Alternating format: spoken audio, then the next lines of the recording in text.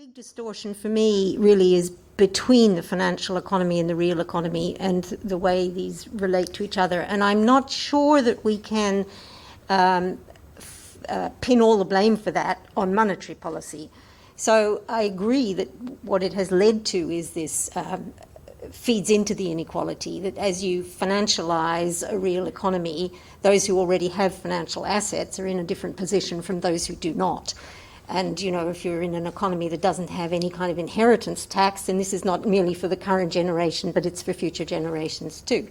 But whether or not that has to do primarily with the way we run monetary policy, or whether it has to do with changing structures in our economies, I think is a really big question.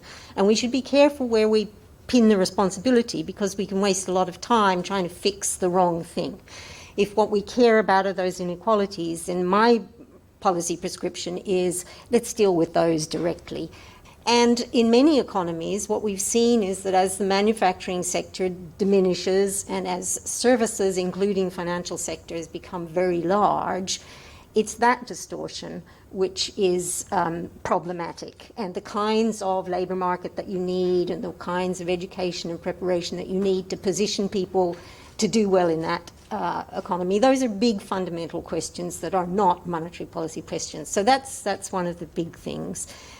What we are now seeing is a return to a situation that we have had before, which is that we know that monetary policy is not actually the right tool for affecting real long-term growth, right? Monetary policy was for short-term shocks. You can pull on the string, you can take away the punch bowl, but you can't push on the string and cause the economy to grow. So what we are seeing now is a recognition again that actually for that sort of economic issue, you need fiscal policy and you need structural reform. But actually this new era is going to be the era in which monetary policy disappears as a policy tool.